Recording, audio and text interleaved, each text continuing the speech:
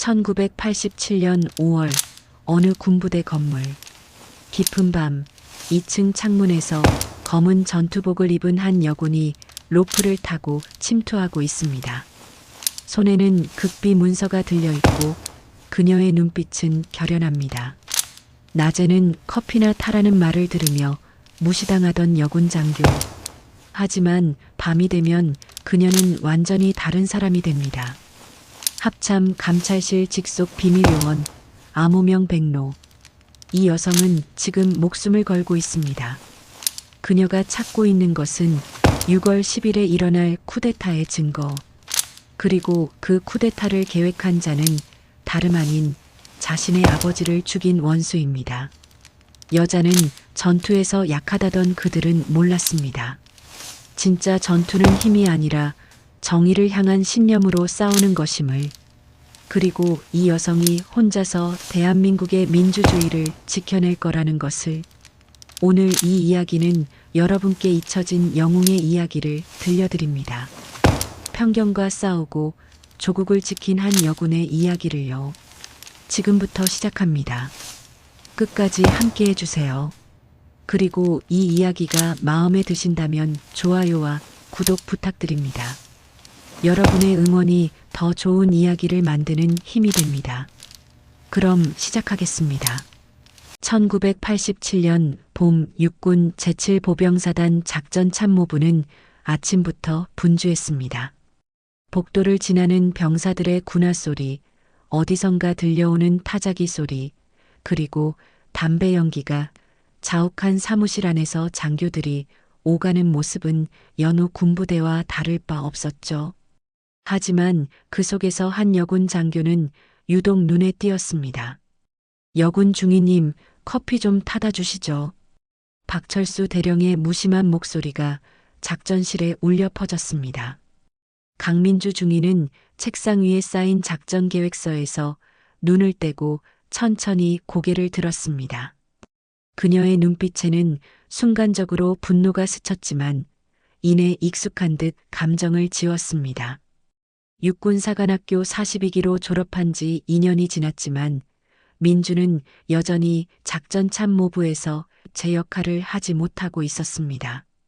동기들은 벌써 소대장으로 실전 경험을 쌓고 있는데 민주는 여전히 서류 정리와 커피 심부름을 하는 작전참모부의 꽃병이었죠. 민주는 참았던 한숨을 조용히 삼키며 자리에서 일어났습니다. 커피포트가 있는 작은 탕비실로 향하면서 그녀는 어제 밤새 작성한 보고서를 떠올렸습니다. DMZ 경계태세 강화 방안, 그것은 민주가 3개월간 자료를 모으고 분석해서 만든 작전계획이었습니다. 북한의 침투 루트를 분석하고 취약 지점을 보완하는 구체적인 방안까지 담긴 그 보고서는 민주의 진심이 담긴 결과물이었죠. 커피를 타서 돌아온 민주는 조심스럽게 박 대령의 책상 앞에 커피잔을 놓았습니다. 그리고 품에서 파란 서류철을 꺼내 그 옆에 올려놓았습니다. 대령님, 이 서류는 제가 어제 제출한 DMZ 경계태세 강화 방안입니다. 민주의 목소리는 차분했지만 그 안에는 간절함이 담겨 있었습니다. 하지만 박 대령은 서류를 힐끗 보더니 마치 쓰레기를 다루듯 휙 던져버렸습니다. 파란 서류철이 바닥에 떨어지며 종이들이 흩어졌죠. 강중희. 박 대령의 목소리는 냉담했습니다. 자네는 육사를 나왔지만 여자야. 여자는 전투에서 약해. 머리로는 이해하겠지만 몸이 따라주지 않는 게 현실이지. 차라리 군악대나 의무대로 가는 게 어떤가? 거기가 자네한테 더 어울릴 거야. 주변의 남자 장교들이 피식 웃는 소리가 들렸습니다. 민주의 주먹이 떨렸습니다. 손톱이 손바닥 살을 파고들 정도로 힘을 주었지만 민주는 겉으로 아무런 표정도 짓지 않았습니다. 명심하겠습니다, 대령님. 민주는 90도로 경례를 하고 나서 바닥에 떨어진 서류들을 주었습니다. 무릎을 꿇고 종이 한 장 한 장을 모으는 그녀의 뒷모습을 보며 박 대령은 만족스러운 듯 고개를 끄덕였습니다. 하지만 민주의 눈빛은 달랐습니다. 그 안에는 굴욕이 아닌 무언가를 꾹 참고 있는 결연함이 담겨 있었죠. 그날 저녁 일과를 마친 민주는 사복으로 갈아입고 부대를 빠져나왔습니다.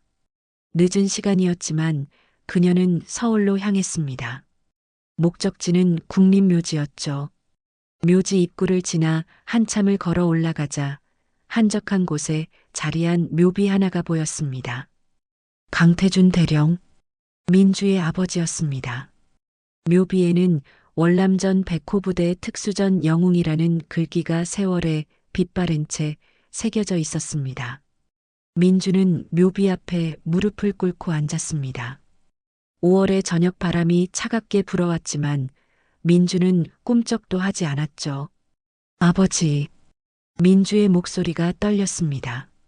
제가 아버지처럼 될 수 있을까요? 아버지는 저에게 군인이 되라고 하셨죠. 나라를 지키는 진정한 군인이 되라고. 하지만 아무도 저를 군인으로 보지 않아요. 그저 여자일 뿐이에요. 민주의 눈에서 눈물이 흘러내렸습니다. 하지만 그녀는 재빨리 눈물을 닦았습니다. 아버지는 눈물을 싫어했으니까요. 강태준 대령은 딸에게 늘 말했습니다. 군인은 울면 안 된다고. 군인의 눈물은 나라를 위해서만 흘려야 한다고. 민주는 정복 주머니에서 군번줄을 꺼냈습니다. 낡고 오래된 군번줄이었지만 자세히 보면 금속 부분에 작은 암호가 새겨져 있었습니다. 일반인은 절대 알아볼 수 없는 아주 작고 정교한 문양이었죠. 그것은 민주의 진짜 정체를 증명하는 증표였습니다. 합참 감찰실 직속 비밀요원 백로. 그것이 강민주의 또 다른 이름이었습니다. 낮에는 무능한 여군 장교를 연기하지만 밤에는 국가의 비밀을 지키는 요원. 이것이 민주가 선택한, 아니 선택할 수밖에 없었던 길이었죠. 민주는 묘비를 쓰다듬으며 나지막이 속삭였습니다. 아버지, 제가 반드시 증명해 보일게요. 여자도 싸울 수 있다는 것을. 그리고 아버지의 명예도 꼭 되찾을게요. 달빛 아래 민주의 그림자는 길게 늘어져 있었습니다. 그녀는 아직 몰랐습니다. 앞으로 자신이 마주할 진실이 얼마나 잔혹한지, 그리고 자신이 증오하는 박철수 대령과 아버지 사이에 어떤 비밀이 숨겨져 있는지를. 국립묘지의 밤은 고요했습니다. 하지만 민주의 마음속에는 폭풍이 일고 있었죠. 일주일이 지났습니다. 민주는 여전히 작전 참모부에서 서류 정리와 잡무에 시달렸습니다. 하지만 그녀의 진짜 임무는 따로 있었죠. 부대 내부를 관찰하고 수상한 움직임을 포착하는 것. 그것이 백로로서 민주가 해야 할 일이었습니다. 5월 15일 저녁 민주가 숙소에서 쉬고 있을 때였습니다. 허리춤에 찬 삐삐가 진동하기 시작했죠. 민주는 재빨리 삐삐를 확인했습니다. 화면에는 암호화된 숫자가 떠올랐습니다. 8282-615. 올빼미. 민주의 눈빛이 순간 날카로워졌습니다. 올빼미. 그것은 합참 감찰실장 김현우 준장의 암호명이었습니다. 8282는 긴급 소집을 의미했고 615는 만날 장소를 뜻했죠. 6번째 안가 15호. 이태원에 있는 허름한 다방이었습니다. 민주는 서둘러 사복으로 갈아입었습니다. 청바지에 흰색 블라우스, 그리고 머리를 풀어내렸습니다. 군인의 모습은 온데간데 없었죠. 거울을 보니 평범한 20대 여성이 서 있었습니다. 민주는 화장품 파우치 안에 숨겨둔 작은 권총을 확인하고 가방에 넣었습니다. 부대 정문을 나서며 민주는 보초병에게 말했습니다. 외출증입니다. 서울에 볼 일이 있어서요. 보초병은 대충 외출증을 확인하고 민주를 보내주었습니다. 여군 장교가 저녁에 외출하는 건 흔한 일이었으니까요. 민주는 버스를 타고 이태원으로 향했습니다. 창밖으로 스쳐 지나가는 서울의 밤거리는 화려했습니다. 네온사인들이 반짝이고 거리에는 젊은이들이 가득했죠. 1987년의 대한민국은 민주화를 향한 열망으로 들끓고 있었습니다. 이태원 골목 안쪽 청춘다방이라는 낡은 간판이 보였습니다. 민주는 주변을 살피고 나서 다방 안으로 들어갔습니다. 실내는 어두웠고 담배 연기가 자욱했죠. 구석자리에 신문을 펼쳐든 중년 남성이 보였습니다. 김현우 준장이었습니다. 민주는 자연스럽게 그 옆자리에 앉았습니다. 종업원이 다가왔지만 김 준장이 손을 저어보냈습니다. 주변에 아무도 없는 것을 확인한 김 준장이 먼저 입을 열었습니다. 백로, 자네에게 중대한 임무가 있네. 김 준장은 신문 속에 숨겨둔 두꺼운 파일을 꺼내 민주에게 건넸습니다. 민주는 파일을 받아 펼쳤습니다. 첫 페이지에는 극비라는 빨간 도장이 찍혀 있었죠. 제7사단에서 최근 석 달간 실탄 300발이 사라졌어. 김 준장의 목소리는 낮았지만 단호했습니다. 처음에는 단순한 관리 소홀로 생각했지. 하지만 동시에 DMZ 인근에서 정체불명의 무장조가 포착됐다는 정보가 들어왔네. 국정원과 보안사에서도 움직이고 있어. 그런데 김 준장이 담배에 불을 붙이며 목소리를 더욱 낮췄습니다. 자네 부대의 박철수 대령 그리고 그의 측근들이 연루됐을 가능성이 높아. 탄약고 관리 기록을 조작한 흔적이 발견됐고 박 대령의 측근인 최중령과 한 소령이 수상한 움직임을 보이고 있다네. 민주는 파일을 넘기며 내용을 확인했습니다. 탄약 불출 기록, 경계 근무 일지, 그리고 수상한 차량 출입 기록까지 모든 증거가 박철수 대령을 가리키고 있었습니다. 더 심각한 건 말이야. 김 준장이 마지막 페이지를 펼쳤습니다. 거기에는 암호화된 교신 기록이 적혀 있었습니다. 이들이 북한과 내통하며 쿠데타를 준비하고 있다는 첩보가 포착됐다는 거지. 6월 항쟁이 거세지면서 일부 강경파 군부가 정권을 장악하려는 움직임을 보이고 있어. 그리고 그 중심에 박철수가 있다네. 민주의 얼굴이 굳어졌습니다. 1987년 전국이 민주화 시위로 뒤흔들리던 시기였습니다. 대학생들이 거리로 나섰고 시민들이 함께했죠. 군부의 일부 강경파는 이를 좌익 선동으로 몰아가며 다시 권력을 잡으려 했습니다. 쿠데타 소문은 있었지만 설마 진짜일 줄은 몰랐습니다. 증거를 확보하게. 하지만 조심해야 해. 김 준장이 민주를 똑바로 쳐다보았습니다. 박철수는 자네 아버지와 월남전에서 함께 싸운 전우였어. 백호부대 특수전팀 소속이었지. 자네 아버지 강태준 대령과는 생사를 함께한 사이라고 들었네. 민주는 충격을 받았습니다. 박철수가 아버지의 전우라고? 그렇다면 왜 아버지의 딸인 자신을 이렇게 무시하는 걸까요? 아버지를 존경했다면 그 딸에게도 최소한의 예의는 지켜야 하는 것 아닌가요? 왜? 그런 얘기를 저한테 안 해주신 거죠? 민주의 목소리가 떨렸습니다. 자네 아버지와 박철수의 관계는 복잡하다고 들었네. 자세한 건 나도 모르네. 하지만 이것만은 확실해. 박철수는 위험한 인물이야. 자네 아버지를 존경한다는 명분으로 자네를 이용할 수도 있어. 아니면 김 준장이 말을 멈췄습니다. 아니면 뭡니까? 아니면 자네 아버지와의 관계가 우리가 아는 것과 다를 수도 있다는 거지. 어쨌든 조심하게. 이번 작전은 자네 혼자서 수행해야 해. 누구도 믿지 말게. 민주는 파일을 가방에 넣으며 속으로 되뇌었습니다. 아버지의 전우라고? 그럼 왜 나를 이렇게 무시하는 거지? 뭔가 숨기고 있는 게 분명해. 백로 명심하게. 이건 단순한 탄약 절도 사건이 아니야. 나라의 운명이 걸린 일이네. 실패하면 또다시 군사 독재가 시작될 거야. 김준장이 자리에서 일어섰습니다. 2주 안에 증거를 확보하게. 6월 10일 그날이 디데이일 가능성이 높아. 그 전에 반드시 막아야 해. 민주도 자리에서 일어나 경례를 했습니다. 김준장은 신문을 집어들고 다방을 나갔습니다.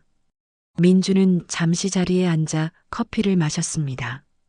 쓴맛이 입안 가득 퍼졌죠. 아버지. 박철수 대령이 정말 아버지의 전우였나요? 그렇다면 왜 이런 일을 벌이는 거죠? 민주는 가방 속 파일을 만지작거렸습니다. 그 안에 진실이 담겨 있을 거라는 예감이 들었습니다. 하지만 동시에 두려움도 밀려왔죠. 혹시 알고 싶지 않은 진실이 숨어 있는 건 아닐까? 다방을 나서며 민주는 밤하늘을 올려다보았습니다. 별이 하나도 보이지 않았습니다. 서울의 밤은 너무 밝아서 별빛을 가려버렸죠. 민주는 부대로 돌아가는 버스에 몸을 실었습니다. 창밖으로 스쳐 지나가는 풍경을 보며 민주는 다짐했습니다. 반드시 진실을 밝혀내겠어. 아버지를 위해서, 그리고 이 나라를 위해서. 다음 날부터 민주는 본격적인 잠입 작전에 돌입했습니다. 낮에는 여전히 무능한 여군 장교를 연기했습니다. 서류를 잘못 정리하고 커피를 엎지르고 심지어 작전 회의에서 엉뚱한 질문을 던지기도 했죠. 박 대령과 다른 장교들은 민주를 보며 고개를 저었습니다. 역시 여자는 군대에 어울리지 않는다는 편견을 확인시켜주는 모습이었으니까요. 하지만 밤이 되면 민주는 완전히 다른 사람이 되었습니다. 자정이 넘으면 민주는 검은색 전투복으로 갈아입고 부대 안을 돌아다녔습니다. 아버지에게 배운 특수 침투 기술을 활용해 경계병들의 눈을 피했죠. 탄약고, 작전 참모부, 통신실. 민주는 하나하나 수색했습니다. 5월 20일 밤 민주는 마침내 결정적인 단서를 발견했습니다. 박 대령의 집무실이었죠. 민주는 창문을 통해 조용히 침투했습니다. 책상 위에는 서류들이 어지럽게 놓여 있었고 벽에는 커다란 지도가 걸려 있었습니다. 민주는 손전등을 켜고 서류를 하나씩 확인했습니다. 대부분 일반적인 작전 계획서였지만 책상 서랍 안쪽에서 이상한 서류를 발견했습니다. 얇은 종이에 손으로 직접 그린 지도였죠. 민주는 그 지도를 펼쳤습니다. 수도권 주요 지점에 붉은 표시가 되어 있었습니다. 청와대, 국회의사당, 중앙청, 그리고 주요 방송국과 신문사. 각 지점마다 숫자와 기호가 적혀 있었죠. 그리고 지도 한쪽 귀퉁이에는 이렇게 적혀 있었습니다. 6월 10일 디데이. 오전 6시 작전 개시. 민주의 심장이 뛰기 시작했습니다. 이게 바로 증거였습니다. 쿠데타 계획이 실제로 존재한다는 증거. 민주는 재빨리 카메라를 꺼내 지도를 촬영했습니다. 작은 스파이 카메라였지만 충분히 선명하게 찍을 수 있었죠. 바로 그때였습니다. 복도에서 발소리가 들렸습니다. 민주는 재빨리 지도를 원래 자리에 놓고 책상 서랍을 닫았습니다. 하지만 발소리는 점점 가까워졌죠. 민주는 창문 쪽으로 몸을 숨겼습니다. 문이 열렸습니다. 누구야? 박 대령의 목소리였습니다. 그는 권총을 뽑아든 채 집무실 안을 살폈습니다. 민주는 숨을 죽였습니다. 하지만 박 대령은 집무실을 한 바퀴 돌며 수색하기 시작했죠. 민주는 결단을 내렸습니다. 창문으로 뛰어내리는 수밖에 없었습니다. 2층 높이였지만 아버지에게 배운 낙법이 있었죠. 민주는 재빨리 창문을 열고 뛰어내렸습니다. 거기서 박 대령의 고함 소리가 들렸지만 민주는 이미 땅에 착지한 후였습니다. 완벽한 낙법으로 충격을 최소화했죠. 민주는 어둠 속으로 사라졌습니다. 박 대령은 창문으로 고개를 내밀었지만 이미 민주의 모습은 보이지 않았습니다. 침입자다. 비상. 박 대령의 목소리가 밤하늘에 울려 퍼졌습니다. 사이렌이 울리고 부대 전체가 발칵 뒤집혔죠. 민주는 숙소로 돌아가 재빨리 전투복을 벗고 잠옷으로 갈아입었습니다. 그리고 침대에 누워 자는 척했습니다. 얼마 후 헌병들이 숙소를 뒤지기 시작했습니다. 하지만 민주의 방에서는 아무것도 발견되지 않았죠. 민주는 부스스한 얼굴로 일어나 물었습니다. 무슨 일이에요? 침입자가 있었습니다. 계속 주무십시오. 헌병들이 나가고 민주는 다시 침대에 누웠습니다. 하지만 잠은 오지 않았습니다. 박 대령이 자신을 의심하고 있다는 걸 느꼈으니까요. 다음 날 아침 박 대령은 전 장교를 작전실에 소집했습니다. 민주도 다른 장교들과 함께 자리에 앉았죠. 박 대령의 표정은 어느 때보다 굳어 있었습니다. 어젯밤 북한 간첩이 우리 부대에 침입했다. 박 대령의 목소리가 차갑게 울렸습니다. 작전실 침입 흔적이 발견됐다. 놈은 2층 창문으로 탈출했고 현재 행방을 추적 중이다. 모두 경계 태세를 강화하라. 특히 박 대령의 시선이 민주에게 고정됐습니다. 강중이 자네는 여자라 위험하니 당분간 외출을 삼가게. 숙소와 사무실 외에는 나가지 말게. 민주는 고개를 숙였습니다. 알겠습니다, 대령님. 하지만 그 순간 민주와 박 대령의 눈이 마주쳤습니다. 박 대령의 눈빛에는 의심이 가득했습니다. 마치 침입자가 누군지 알고 있다는 듯한 표정이었죠. 민주는 재빨리 시선을 피했습니다. 회의가 끝나고 민주는 자신의 자리로 돌아갔습니다. 하지만 불안한 기분을 떨칠 수 없었습니다. 박 대령이 자신을 의심하고 있다면 위험했습니다. 정체가 탄로나면 모든 게 끝장이었죠. 그날 밤 민주는 숙소에서 촬영한 사진을 현상했습니다. 작은 암실 장비를 이용해 조심스럽게 작업했죠. 사진 속 지도가 선명하게 드러났습니다. 이제 이 증거를 김준장에게 전달해야 했습니다. 하지만 바로 그때 창문이 깨지는 소리가 들렸습니다. 민주는 재빨리 몸을 피했습니다. 검은 복면을 쓴 괴한이 창문을 통해 침입했죠. 괴한은 손에 칼을 들고 있었습니다. 누구야? 민주가 소리쳤지만 괴한은 대답 없이 달려들었습니다. 민주는 괴한의 칼을 피하며 반격했습니다. 아버지에게 배운 태권도와 유도 기술이 발휘됐죠. 좁은 방 안에서 치열한 격투가 벌어졌습니다. 민주는 괴한의 손목을 비틀어 칼을 떨어뜨렸습니다. 그리고 발차기로 괴한을 쓰러뜨렸죠. 괴한은 바닥에 고꾸라졌습니다. 민주는 재빨리 괴한의 복면을 벗겼습니다. 낯선 얼굴이었습니다. 30대 초반으로 보이는 남자였죠.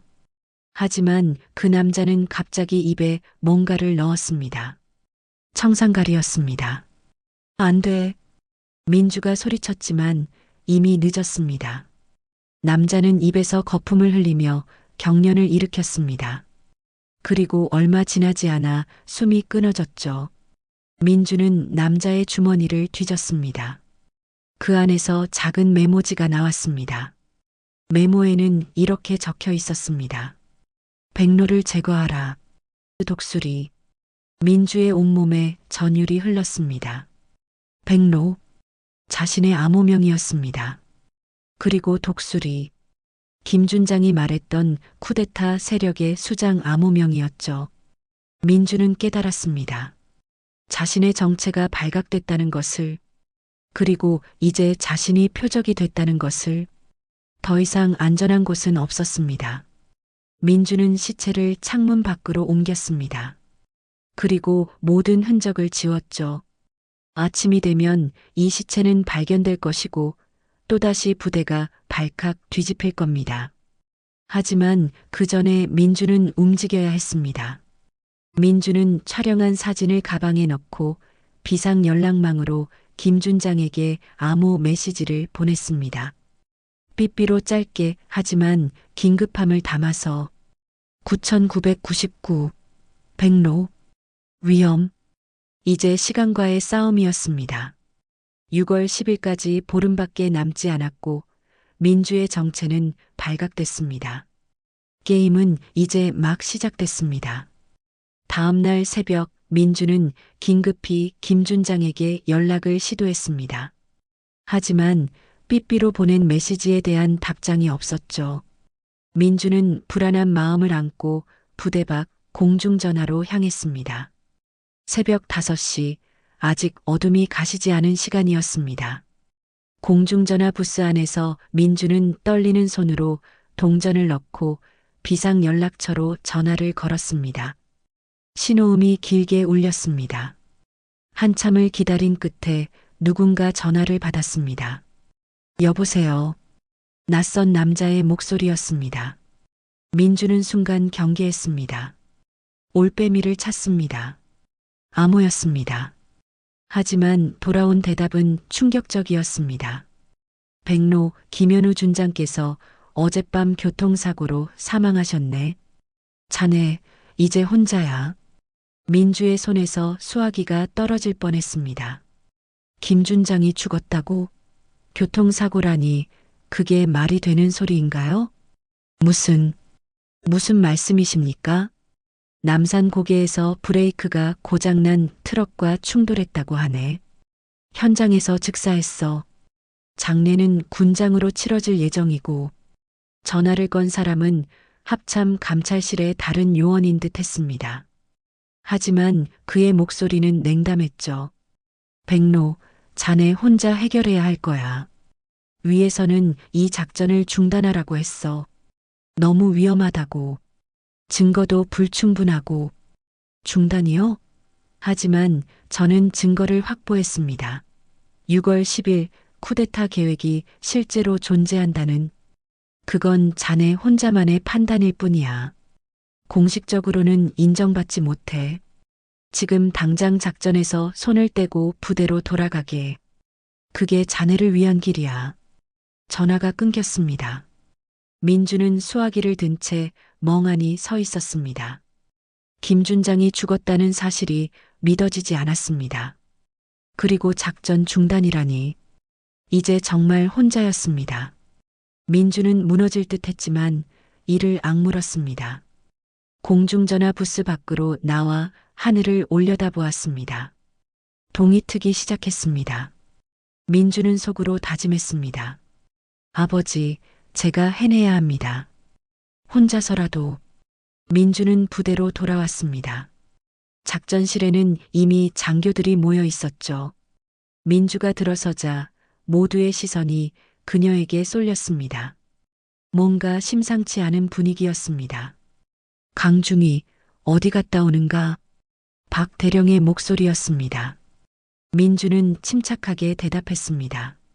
산책을 다녀왔습니다. 대령님. 요즘 잠이 잘 안 와서요. 박 대령은 민주를 물끄러미 쳐다보았습니다. 그의 눈빛에는 의심과 경계가 가득했죠. 하지만 더 이상 추궁하지는 않았습니다. 민주는 자신의 자리로 돌아가 서류를 정리하는 척했습니다. 하지만 머릿속으로는 다음 계획을 세우고 있었죠. 김준장이 죽고 상부의 지원도 끊긴 상황. 이제 민주는 새로운 방법을 찾아야 했습니다. 그날 저녁 민주는 부대 내에서 박 대령의 부관인 이수혁 대위를 주목하기 시작했습니다. 이 대위는 30대 초반의 젊은 장교로 박 대령에게 충성하는 듯 보였습니다. 하지만 민주는 그의 눈빛에서 뭔가 다른 것을 감지했죠. 망설임이었습니다. 민주는 며칠 동안 이 대위를 관찰했습니다. 그리고 우연을 가장해 그의 숙소 근처를 지나다가 창문 틈으로 뭔가를 보게 됐습니다. 이 대위가 일기장에 무언가를 쓰고 있었던 거죠. 민주는 다음 날 이대위가 훈련장에 나간 사이 조심스럽게 그의 숙소에 침입했습니다. 책상 서랍 안에서 낡은 일기장을 발견했습니다. 민주는 재빨리 내용을 확인했습니다. 최근 날짜의 일기가 눈에 들어왔죠. 5월 23일. 나는 대령님을 존경했다. 월남전 영웅이시고 나라를 위해 헌신하신 분이라고 믿었다. 하지만 이건 아니다. 쿠데타라니. 민주화를 바라는 국민들을 진압하고 다시 군사 정권을 세운다는 게 말이 되는가. 아버지가 지난달 민주화 시위에서 경찰의 공봉에 맞아 돌아가셨는데 내가 어떻게 이런 일에 가담할 수 있단 말인가. 민주의 눈이 빛났습니다. 이 대위는 박 대령의 계획에 회의를 느끼고 있었습니다. 이건 기회였죠. 민주는 조심스럽게 이 대위를 포섭하기로 결심했습니다. 5월 28일 밤 민주는 이 대위에게 쪽지를 남겼습니다. 부대 뒷산 벤치에서 만나자는 내용이었죠. 자정, 이 대위는 약속 장소에 나타났습니다. 민주는 이미 그곳에서 기다리고 있었습니다. 누구시죠? 이 대위가 경계하며 물었습니다. 민주는 모습을 드러냈습니다. 강중희님? 왜 이런 곳에서? 이 대위님, 조용히 들어주세요. 민주의 목소리는 진지했습니다. 저는 당신의 일기를 봤습니다. 죄송합니다. 하지만 당신도 박 대령의 계획이 잘못됐다고 생각하고 있다는 걸 알았어요. 이 대위의 얼굴이 굳어졌습니다. 무슨 소리를? 당신이 일기를 봤다고? 저는 합참 감찰실 소속입니다. 암호명 백로. 박철수 대령의 쿠데타 계획을 막기 위해 파견된 요원이에요. 민주는 자신의 군번줄에 새겨진 암호를 보여줬습니다. 이 대위는 눈을 크게 떴죠. 그럼 당신이? 네, 제가 바로 부대에 침입한 간첩입니다. 하지만 저는 간첩이 아니에요. 저는 이 나라를 지키려는 군인입니다. 이 대위는 한참 동안 민주를 쳐다보았습니다. 그리고 천천히 입을 열었습니다. 저도 이게 옳지 않다는 걸 알고 있었습니다.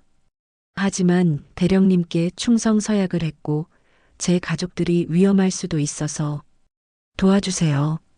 당신의 아버지는 민주화를 위해 희생하셨어요. 그런데 당신이 그 민주화를 막는 쿠데타에 가담한다면 아버지께서 뭐라고 하시겠어요? 이 대위의 눈에 눈물이 맺혔습니다. 그는 고개를 떨궜습니다. 알겠습니다. 제가 도와드리겠습니다. 민주는 이 대위의 어깨를 잡았습니다. 고맙습니다. 이제부터 우리는 함께 싸우는 겁니다. 그날 이후 이 대위와 민주는 은밀히 만나 정보를 교환했습니다.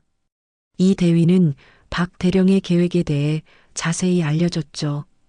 6월 1일 밤 부대 뒷산에서 만난 자리에서 이 대위가 떨리는 목소리로 말했습니다. 강중희님, 아니 백로님, 제가 알아낸 바로는 6월 10일 민주화 시위를 진압한다는 명목으로 계엄령을 선포하고 정부를 전복시킬 계획입니다. 주요 정치인들을 체포하고 방송국을 장악할 거예요. 그리고 이 대위가 한숨을 쉬었습니다.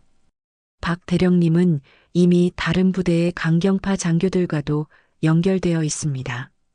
제3군단, 수도경 비사령부, 특전사 일부 병력까지 규모가 생각보다 훨씬 큽니다. 민주는 충격을 받았습니다. 이건 단순한 부대 하나의 문제가 아니었습니다. 전국적인 쿠데타 조직망이었죠. 그리고 이 대위가 더욱 목소리를 낮췄습니다. 박 대령님은 당신 아버지 강태준 대령님을 월남전에서 고의로 죽게 만든 사람입니다. 민주의 세상이 무너지는 것 같았습니다. 무슨 말씀이세요? 제가 대령님의 비밀 파일을 본 적이 있습니다. 1975년 월남전 마지막 작전에서 강태준 대령님이 박 대령의 비밀을 알아냈다고 합니다. 북한과의 내통 사실을요. 그래서 박 대령은 작전 중에 강 대령님을 적진에 고립시켰고 결국 전사하셨습니다. 그 공은 박 대령이 가로챘고 그 공로로 지금의 자리에 올랐습니다. 민주는 숨을 쉴 수 없었습니다. 아버지를 죽인 게 박철수였다고? 민주는 그날 밤 한숨도 자지 못했습니다. 이 대위가 전한 충격적인 진실이 머릿속을 맴돌았죠. 아버지를 죽인 게 박철수였다니. 그리고 그 사람이 지금 쿠데타를 일으키려 한다니. 민주는 분노와 슬픔, 그리고 복수심이 뒤섞인 감정에 휩싸였습니다. 하지만 다음 날 아침, 더 큰 충격이 민주를 기다리고 있었습니다. 부대 전체가 발칵 뒤집혔죠. 민주가 작전실로 들어서자 장교들이 수군거리는 소리가 들렸습니다. 이 대위가 어젯밤 DMZ 철책 근처에서 발견됐대. 총상을 입고 죽어 있었다던데. 민주의 다리에 힘이 풀렸습니다. 이 대위가 죽었다고? 민주는 재빨리 현장으로 달려갔습니다. 철책 근처 헌병들이 시신을 둘러싸고 있었죠. 민주는 멀리서 그 모습을 보았습니다. 이수역 대위였습니다. 북한군 총격에 의한 전사로 추정됩니다. 한 헌병이 보고했습니다. 하지만 민주는 알고 있었습니다. 이건 암살이라는 것을. 이 대위는 자신을 도왔다가 발각됐고 제거된 것이었죠. 민주는 주먹을 불끈 쥐었습니다. 죄책감이 밀려왔습니다.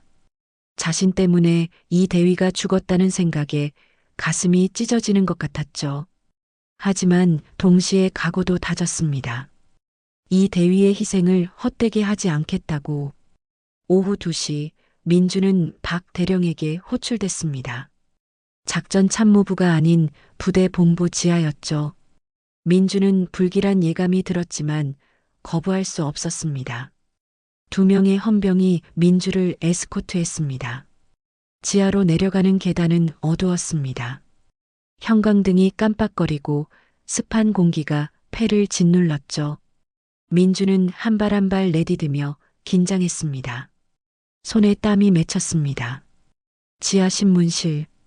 박 대령이 의자에 앉아 민주를 기다리고 있었습니다.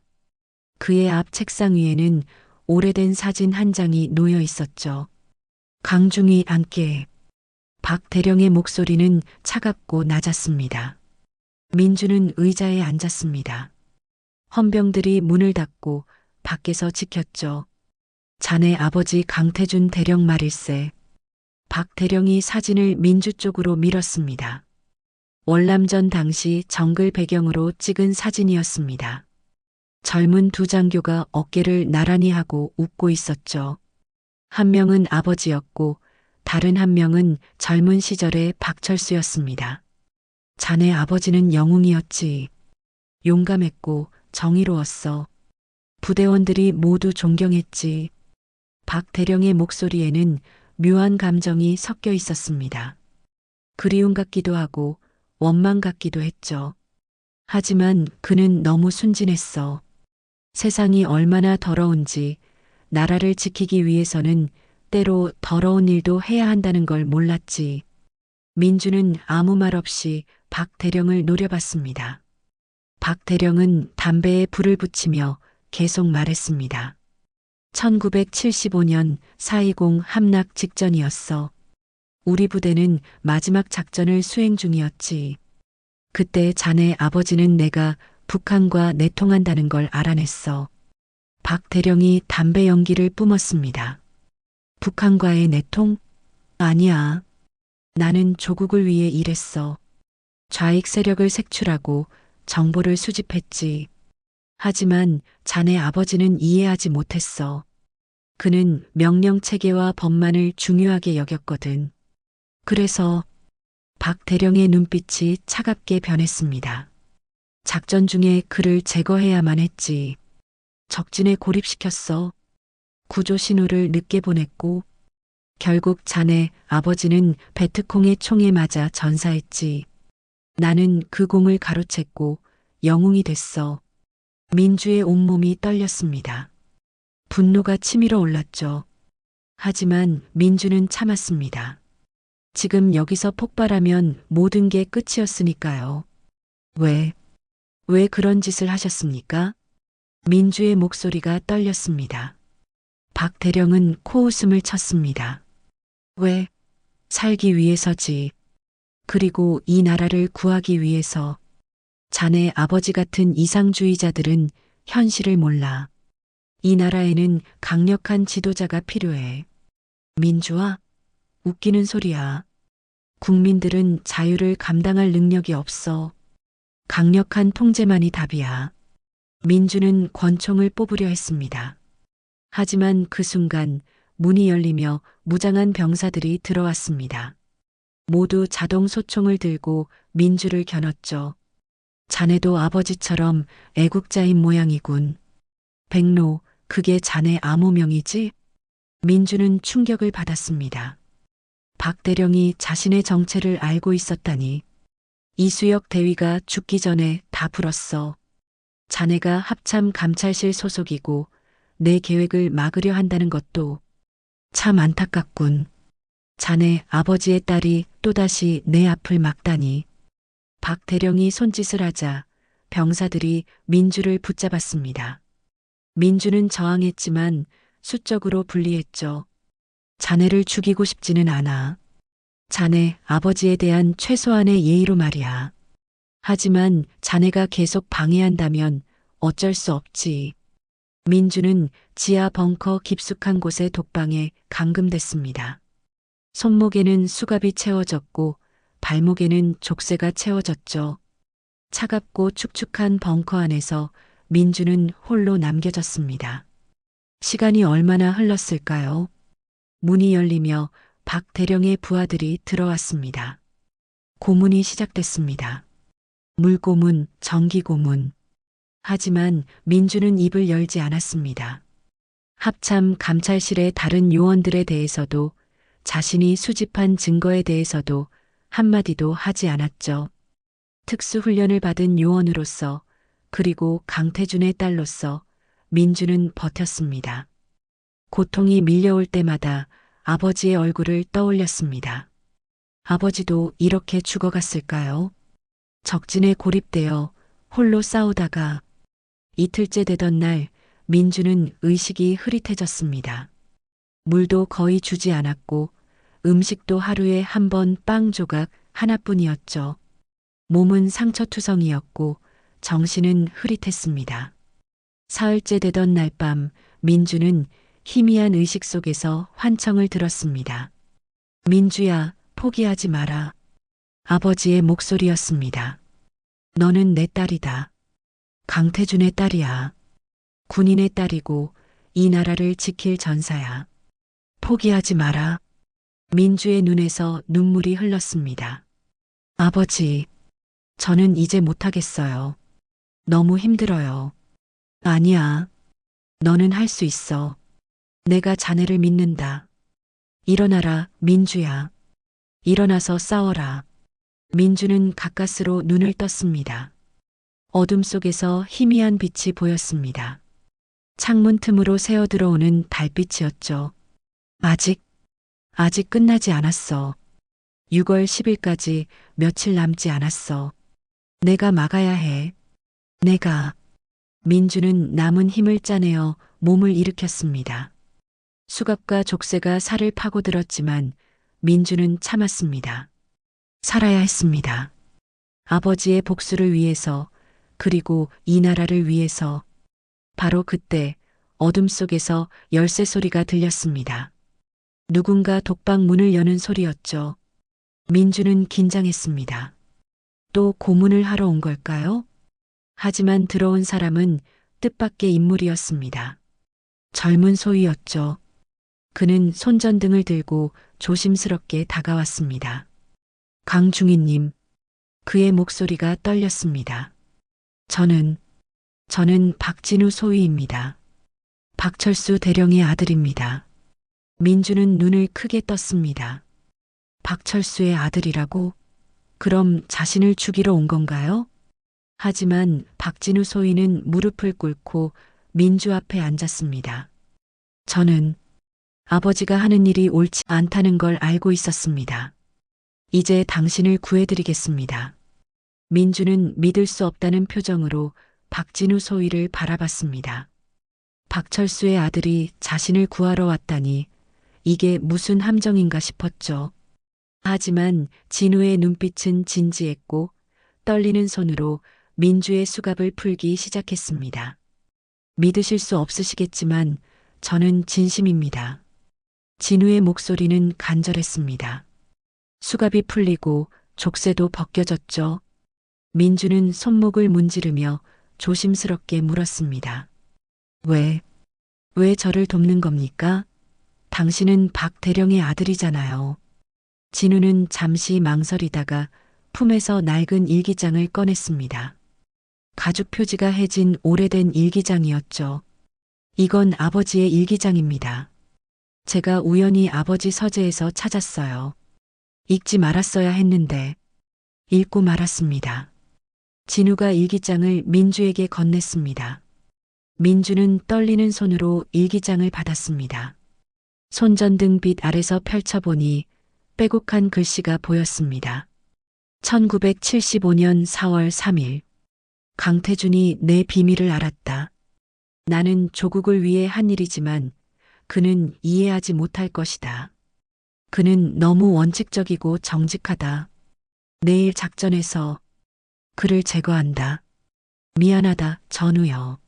하지만 이것이 내가 살아남는 길이다. 민주의 손이 떨렸습니다. 아버지를 죽인 순간을 기록한 일기였습니다. 1975년 4월 4일. 강태준이 전사했다. 내 손에 피가 묻었다. 하지만 나는 영웅이 됐다. 그의 공을 내가 가졌다. 이제 나는 승진할 것이다. 미안하다, 태준아. 하지만 이게 전쟁이야. 민주의 눈에서 눈물이 흘렀습니다. 아버지의 죽음이 이렇게 기록되어 있다니. 진우는 다음 페이지를 넘겼습니다. 1987년 3월 15일. 강태준의 딸이 내 부대에 배속됐다. 묘한 인연이다. 그녀가 아버지를 닮았다. 같은 눈빛, 같은 정의감. 위험하다. 하지만 여자가 뭘 알겠는가. 그냥 두면 알아서 포기할 것이다. 5월 30일. 강민주가 백로라는 걸 알았다. 합참 감찰실 요원이었다. 태준의 딸답다. 하지만 그녀도 아버지처럼 제거해야 한다. 6월 10일 작전이 성공하려면 방해물을 없애야 한다. 민주는 일기장을 덮었습니다. 더 이상 볼 수 없었죠. 진우가 조용히 말했습니다. 아버지는 제게 말했습니다. 강태준 대령이 배신자였고 자신이 영웅이라고. 하지만 일기장에는 진실이 적혀 있었어요. 아버지가 강 대령님을 죽였고 그 공을 가로챘다는 것. 진우의 목소리가 떨렸습니다. 저는 아버지를 존경했습니다. 군인의 아들로 태어나 자랑스러웠죠. 하지만 이제 알았어요. 아버지는 살인자고 쿠데타를 일으키려는 반역자라는 것을요. 민주는 진우를 바라봤습니다. 그의 눈에도 눈물이 고여 있었죠. 강중희님, 아니 백로님. 제가 도와드리겠습니다. 아버지의 계획을 막아야 합니다. 이건 제가 해야 할 일입니다. 박소희, 위험합니다. 당신 아버지는 가차없는 사람입니다. 들키면 당신도 알고 있습니다.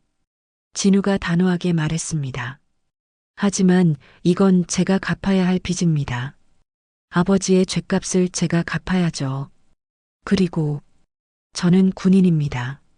진정한 군인은 나라를 지키는 사람이지 쿠데타를 일으키는 사람이 아닙니다. 민주는 진우의 어깨를 잡았습니다. 고맙습니다. 박소희. 하지만 정말 괜찮으시겠어요? 괜찮습니다. 이미 각오했어요. 진우는 민주를 부축해 일으켰습니다. 민주는 사흘 동안의 고문으로 몸이 성한 곳이 없었지만 간신히 걸을 수 있었죠. 지금은 새벽 3시입니다. 경비 교대 시간이에요. 10분 동안 CCTV가 꺼집니다. 그 사이에 빠져나가야 합니다. 둘은 조심스럽게 벙커를 빠져나왔습니다. 복도는 어둡고 고요했죠. 진우가 앞장서서 길을 안내했습니다. 계단을 올라가고 복도를 지나 비상구로 향했습니다. 바깥으로 나오자 차가운 새벽 공기가 얼굴을 때렸습니다. 민주는 깊게 숨을 들이마셨습니다. 자유의 공기였죠. 제 차가 저기 있습니다. 타세요. 진우의 지프차였습니다. 둘은 재빨리 차에 올랐고 진우는 조심스럽게 부대 정문으로 향했습니다. 정문 보초병이 손전등을 비췄지만 진우는 창문을 내리고 말했습니다. 박진우 소위입니다. 긴급 외출입니다. 보초병은 진우의 얼굴을 확인하고는 경례를 했습니다. 대령의 아들이었으니까요. 차는 부대를 빠져나갔습니다.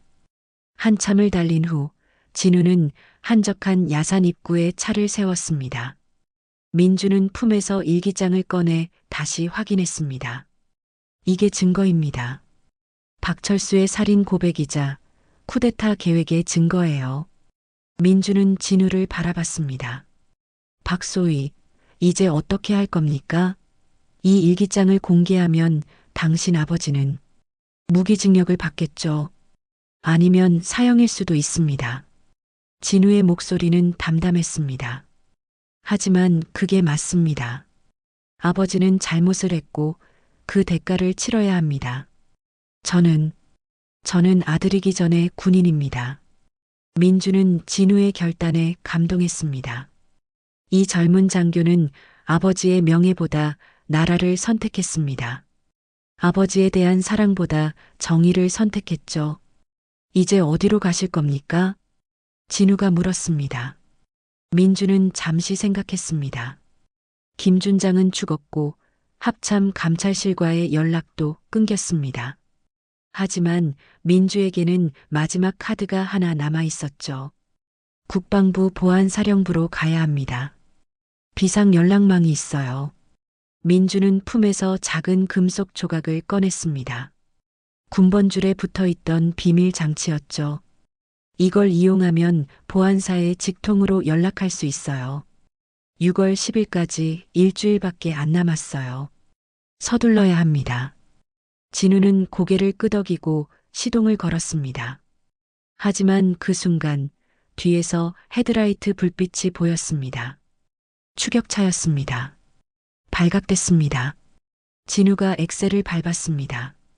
지프차가 요란한 소리를 내며 달리기 시작했죠. 뒤에서 총소리가 들렸습니다.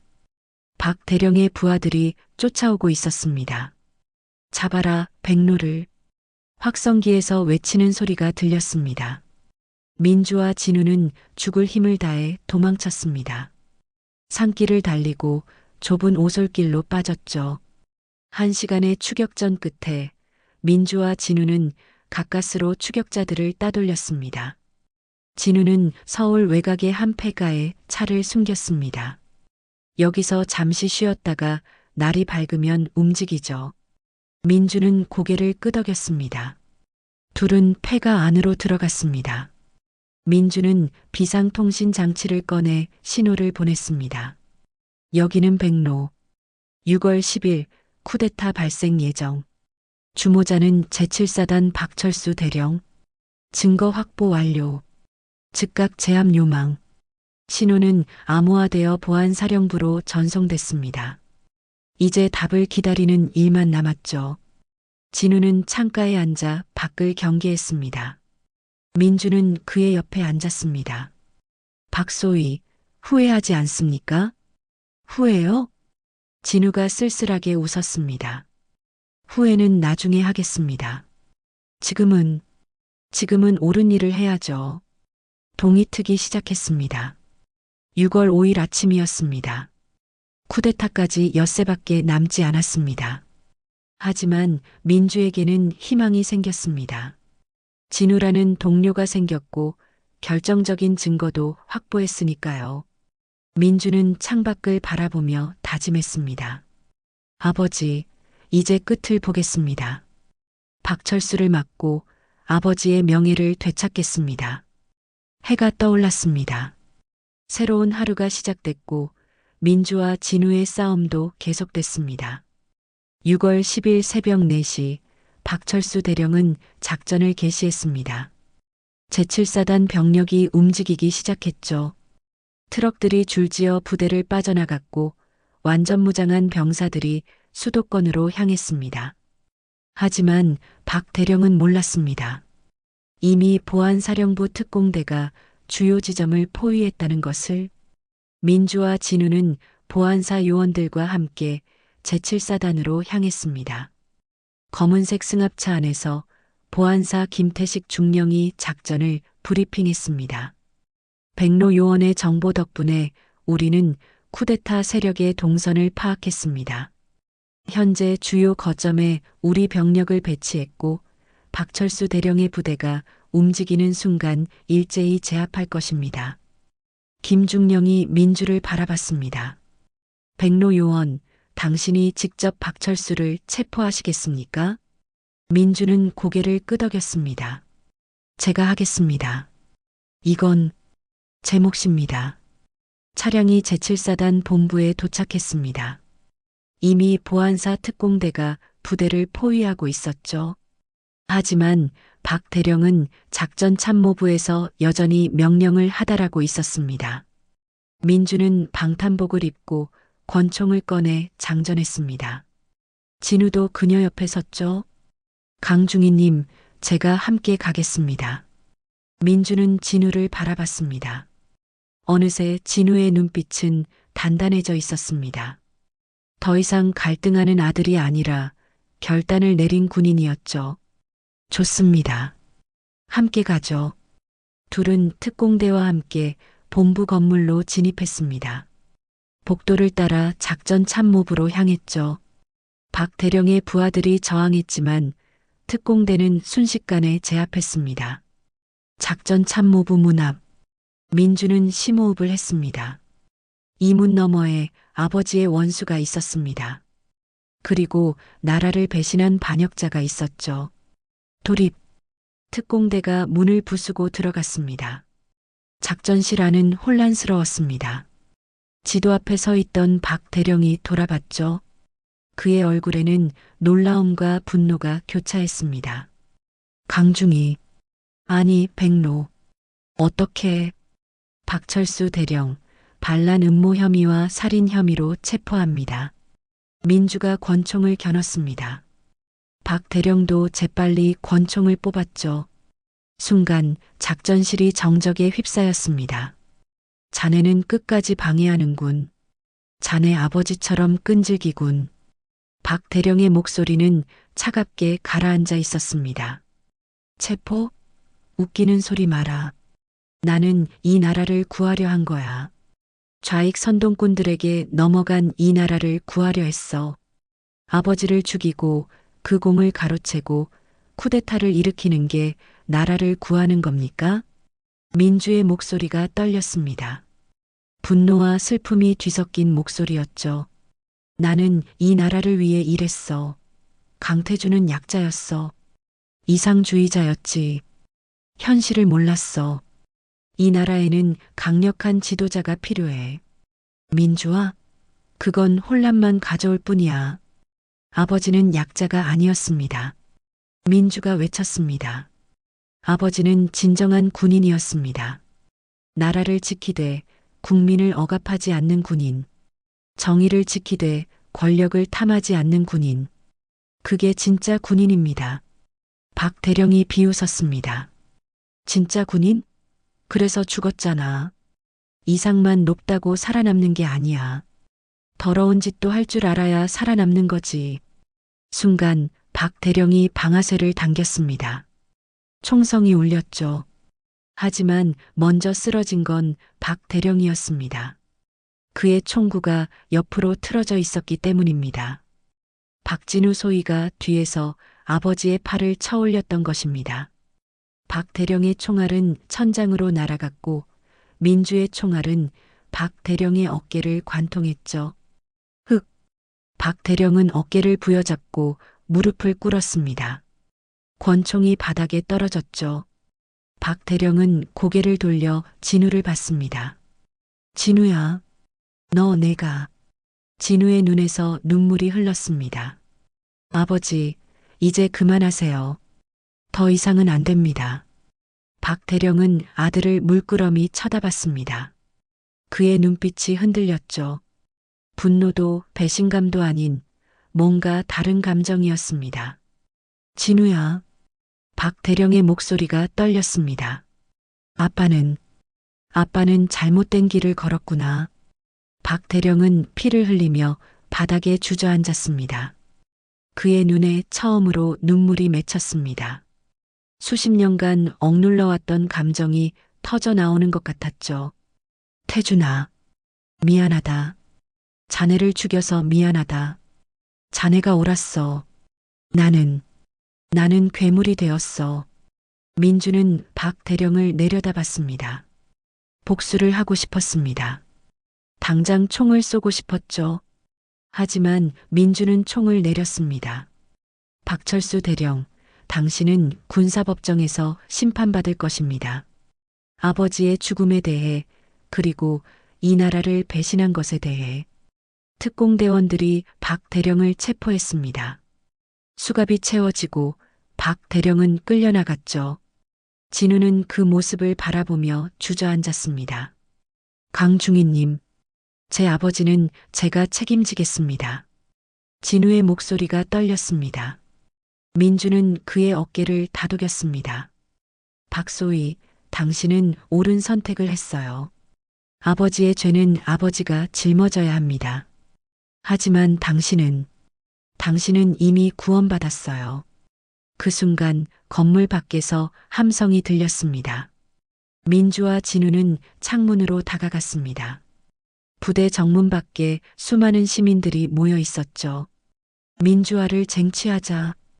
군부 독재 타도. 시민들의 외침이 새벽 하늘에 울려 퍼졌습니다.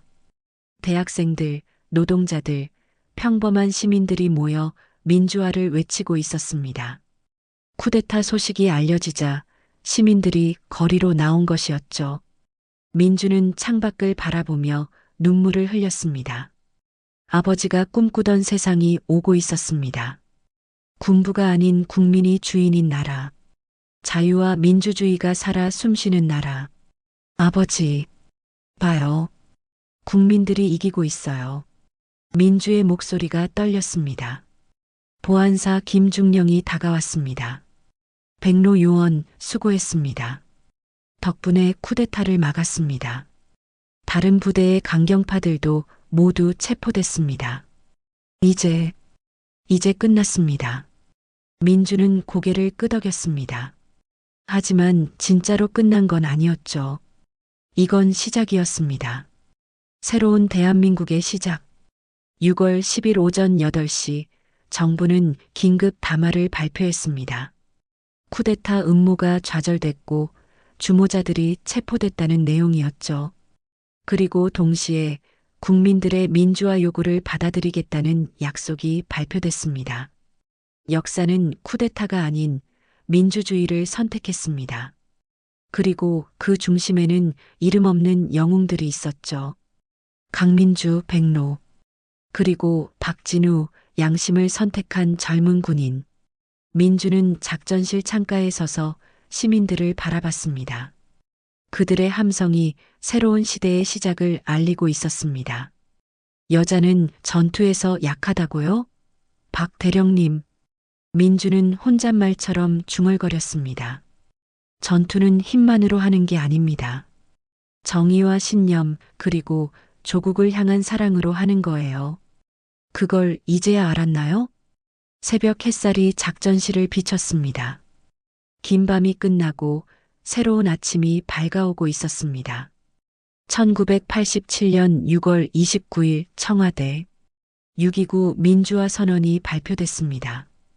대통령 직선제 개헌, 언론 자유 보장, 정치범 석방, 국민들이 그토록 원하던 민주화가 마침내 약속됐죠.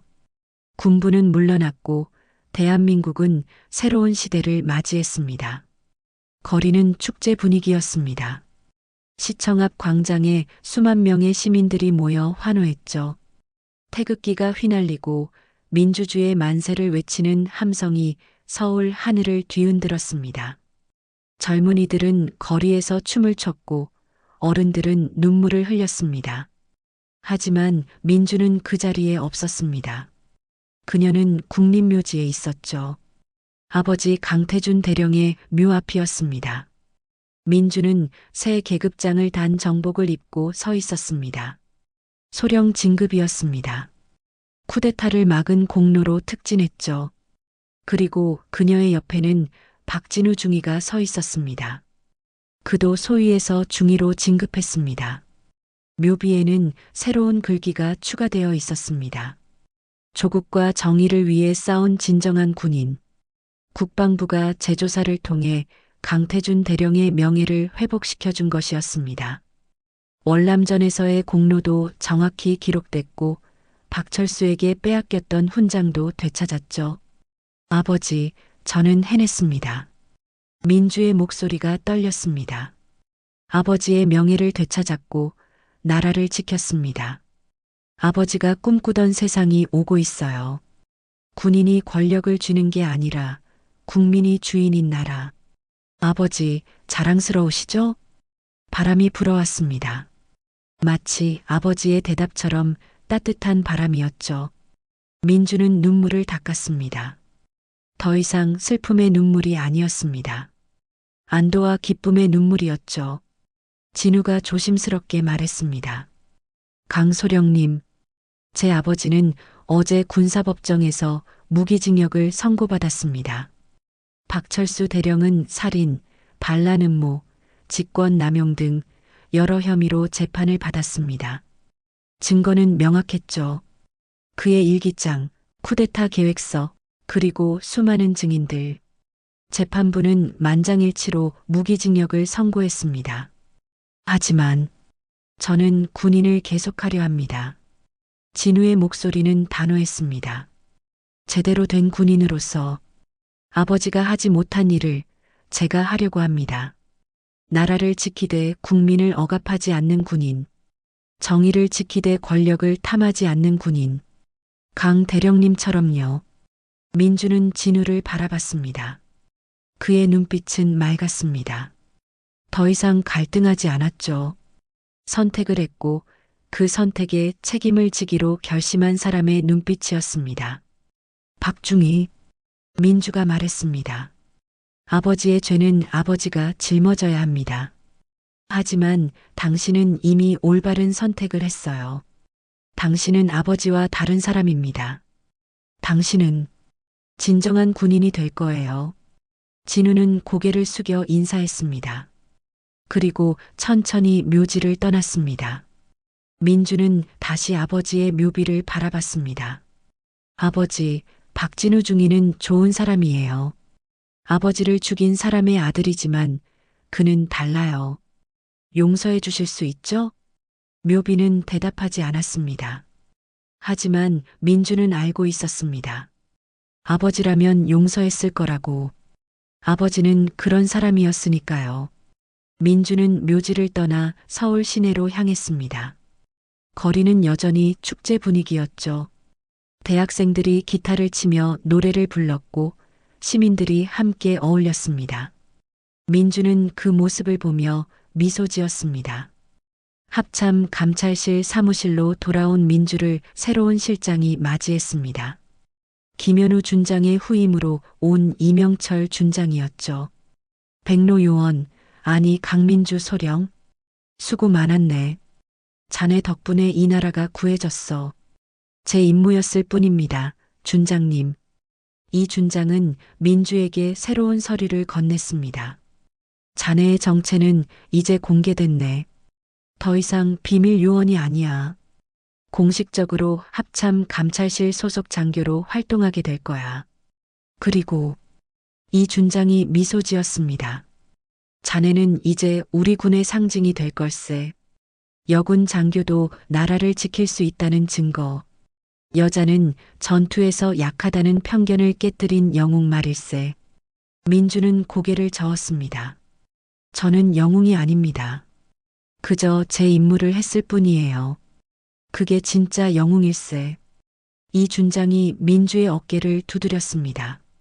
앞으로도 많은 임무가 있을 걸세. 이 나라는 여전히 자네 같은 사람이 필요하니까. 민주는 창밖을 바라봤습니다. 서울 시내가 한눈에 보였죠. 저 멀리 광화문 광장에는 여전히 사람들이 모여 있었습니다. 민주화를 축하하고 새로운 미래를 꿈꾸는 사람들. 여자는 전투에서 약하다고요?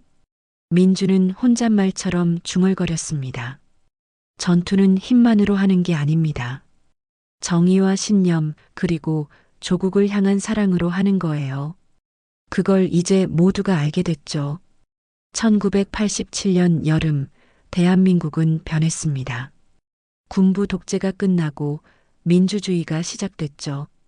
그리고 그 변화의 중심에는 이름 없는 영웅들이 있었습니다. 강민주 소령, 백로, 박진우 중위, 그리고 수많은 시민들. 민주는 새로운 임무지로 향했습니다. 이제 그녀의 정체는 공개됐고 합참 감찰실의 공식 요원으로 활동하게 됐죠. 하지만 그녀의 임무는 변하지 않았습니다. 나라를 지키고 정의를 세우는 것. 그리고 그 옆에는 진우가 함께였습니다. 아버지의 죗값을 갚기 위해, 그리고 새로운 대한민국을 지키기 위해. 두 사람은 서로 다른 길을 걸어왔지만 같은 목적지를 향하고 있었습니다. 2010년 대한민국 육군본부. 강민주 준장을 제15보 병사단장으로 임명한다. 국방부 장관의 선언이 울려 퍼졌습니다. 강민주는 대한민국 최초의 여성 사단장이 됐습니다. 취임식장에는 수많은 사람들이 모였죠. 장군들, 정치인들, 그리고 언론인들. 그 자리에는 백발이 된 박진우 대령도 있었습니다. 그는 참모본부에서 근무하고 있었죠. 취임식이 끝나고 진우가 민주에게 다가왔습니다. 강 장군님 축하드립니다. 박 대령 고맙습니다. 우리가 여기까지 왔네요. 두 사람은 악수를 나눴습니다. 1987년의 그날 그들이 지킨 나라는 이제 누구도 무시할 수 없는 민주국가가 되어 있었습니다. 여성도 장군이 될 수 있고 군인도 양심에 따라 행동할 수 있는 나라. 박 대령님, 요즘 아버님은 어떠세요? 민주가 조심스럽게 물었습니다. 박철수는 여전히 교도소에 있었죠. 무기징역을 선고받은 후 23년째 복역 중이었습니다. 건강이 많이 안 좋으십니다. 하지만 후회하고 계십니다. 지난번 면회 때 강 대령님께 용서를 구하더군요. 민주는 잠시 침묵했습니다. 그리고 천천히 말했습니다. 제가 직접 찾아뵙겠습니다. 이제는 용서할 수 있을 것 같아요. 진우의 눈이 붉어졌습니다. 감사합니다, 장군님. 민주는 하늘을 올려다봤습니다. 구름 한 점 없는 맑은 하늘이었죠. 아버지, 저는 용서하기로 했어요. 박철수 대령을요. 그게 아버지가 원하시는 일일 거예요. 정의도 중요하지만 용서도 필요하니까요. 그날 저녁 민주는 국립묘지를 찾았습니다. 오랜만에 찾은 아버지의 묘였죠. 묘비는 여전히 그 자리에 서 있었습니다. 하지만 이제는 빛바래지 않았습니다. 정기적으로 관리되고 있었으니까요. 아버지, 저는 사단장이 됐어요. 대한민국 최초의 여성 사단장. 믿어지세요? 민주는 묘비 앞에 꽃을 놓았습니다. 여자는 전투에서 약하다던 편견은 이제 역사의 뒤안길로 사라졌어요. 이제는 누구도 그런 말 안 해요. 여자도 남자도 모두가 나라를 지킬 수 있다는 걸 알게 됐거든요. 바람이 불어왔습니다. 따뜻하고 부드러운 바람이었죠. 민주는 미소 지었습니다. 진정한 전사는 성별이 아니라 마음으로 판가름되는 거예요. 아버지, 그거 아시죠? 민주는 경례를 했습니다. 그리고 천천히 묘지를 떠났습니다. 그녀의 뒤로 석양이 지고 있었죠. 하지만 민주의 앞에는 새로운 아침이 기다리고 있었습니다. 강민주 백로. 그녀의 전설은 여전히 극비로 분류된 부분도 있었습니다. 하지만 그녀가 이룬 것은 분명했죠. 편견을 깨고 정의를 세우고 나라를 지켰습니다. 그리고 가장 중요한 것, 그녀는 증명했습니다. 여자도 영웅이 될 수 있다는 것을, 아니, 영웅에게는 성별이 없다는 것을. 2010년 가을, 대한민국은 여전히 발전하고 있었습니다. 그리고 그 발전의 역사 속에는 강민주 같은 사람들이 있었습니다. 이름 없이 묵묵히 그리고 용감하게 나라를 지킨 사람들. 민주는 차에 올라타며 다짐했습니다. 아버지, 저는 계속 싸울 거예요. 정의를 위해, 조국을 위해. 그게 제가 할 수 있는 일이니까요. 차가 출발했습니다. 국립묘지를 떠나 서울 시내로 향하는 길. 민주의 여정은 계속됐습니다. 그리고 그 여정은 아직 끝나지 않았습니다.